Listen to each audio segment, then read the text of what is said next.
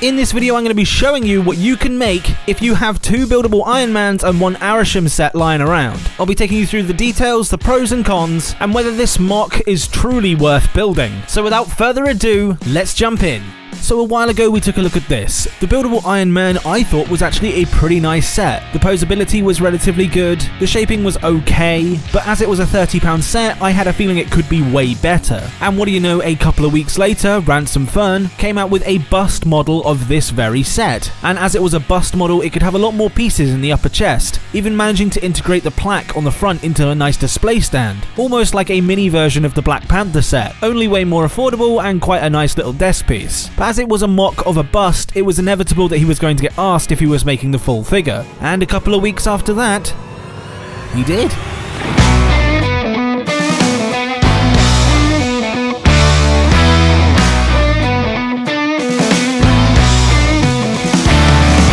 And to say it's a masterpiece is an understatement. This model expands on his original bust, making a completely different build, granted using another one of the Iron Man sets and also an Arishem set, thankfully another 2 sets I just had lying around, and with that you get a full UCS styled Iron Man figure for under £100. As everything's currently on sale, I paid £20 each for my Iron Man figures and only about £45 on my Arishem set, meaning I did this set in about 85 quid, which if you ask me is 100% worth it, even taking into account the cost of the instructions. Now before we go ahead and start jumping into the detail, I just want to say that Ransom Fern's link will be in the description. If you did want to build this for yourself after seeing this, go ahead and head over to his Rebrickable page and throw in the comments that I sent you. But without further ado, the shaping is perfect on this guy. I don't know how Ransom Fern does it, but he manages to capture angles that I didn't even think were possible out of Lego bricks, and literally looks like somebody just took one of those art figures and just stamped Lego all over it. And it's weird to think that this thing is built up in layers. And coming from someone who's built the bust, this is almost a completely different building experience. The chest uses a fair few similar techniques, but definitely different ones, to try and fill a lot more of the gaps that were present on the bust. The shoulder pads are also built completely differently, and it's like I said before, it's really hard to get this type of a shape out of Lego. But taking a closer look at the head here, you can see that we're still using the printed Iron Man Mark 43 faceplate. I for one prefer this look.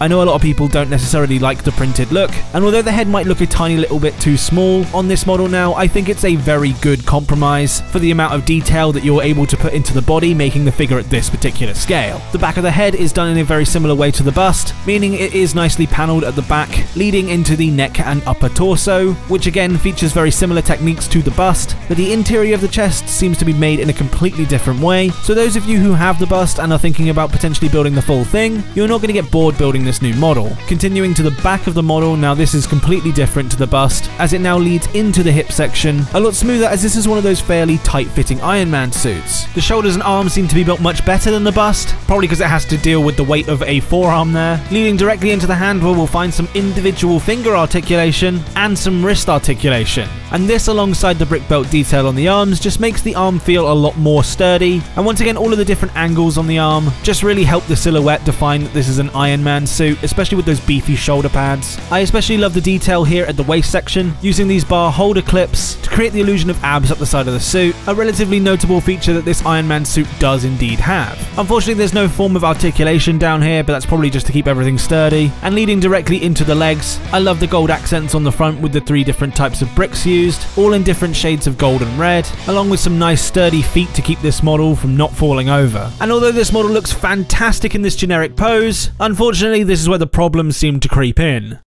And with that, I'd like to thank today's sponsor, Manscaped. Manscaped's Perfect Package 4.0 comes with a multitude of tools and formulas for the 3 big odor zones: your butt, body, and especially balls. The brand new Lawnmower 4.0 is one of the highlights of this kit, with its advanced skincare technology, which reduces nicks and cuts from most of the sensitive regions of the body, which, trust me, you're gonna want. It's also fully waterproof and wirelessly charges in its little dock. This, combined with a lockable travel mode, makes this one of the best little trimmers I've seen. But not only that, also part of the Perfect Package 4, you get the Crop Preserver Ball Deodorant and the Crop Reviver Ball Toner Spray. And just for you guys, they're offering a limited time free gift, being the Shed Travel Bag, and right now they're even throwing in some anti-chafing boxer briefs. So there's never been a better time to treat your lovelies. Head to the link in the description and use promo code BRICKS20 for 20% off, free international shipping, and those 2 free gifts. Thanks to Manscaped again for sponsoring this video. Let's get back to it.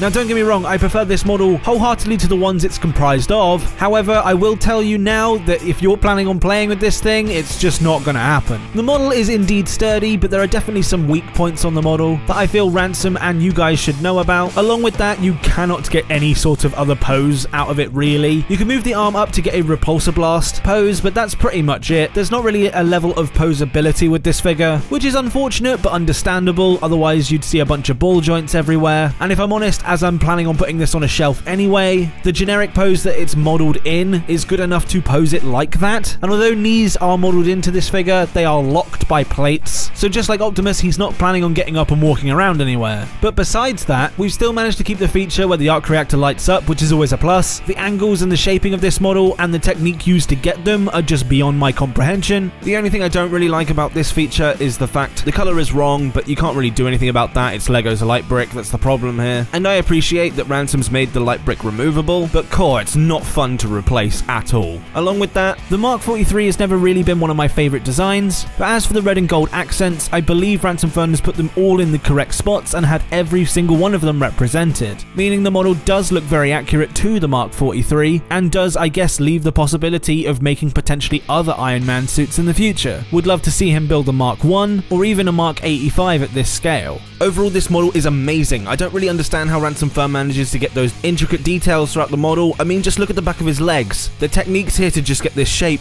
is some really out-of-the-box thinking, and it's strange to me that even though this is a lot more pieces than Lego's Buildable Iron Man, I think they could have done a little bit better on the shaping. Not only that this model is comprised of sets that you can buy on the shelves today, and not only that, they're on sale most of the time, means if you guys are interested in building this model in any way, you should get on it now. This UCS style Iron Man cost me about 85 quid to make. Just getting the 2 Iron Man sets and the Arishem set on sale. Yeah, you do get a few spare pieces after the fact, but it's always good to have a really nice strong looking model and some parts to add to the collection. This is now my third model built by Ransom Fern, the first being the Hulkbuster that he designed from Age of Ultron, which goes very well with this particular suit, and his version of Optimus Prime. The dude really does know how to make a well-structured and well-shaped model, and from afar I really think you couldn't tell this was Lego bricks. If you wanted to build this model for yourself and support Ransom Fern, I'll leave his link in the description below. This will take you to all of his models, as he's got a few other Marvel ones on there that I think you guys would be interested in. While you're down there, you should totally take a look at Manscaped, the sponsor of today's video. And if you're up for a bit more YouTube, you can check out this video where I modified the Hogwarts Express and made it an incredibly accurate set. Thanks again guys, I'll see you over there.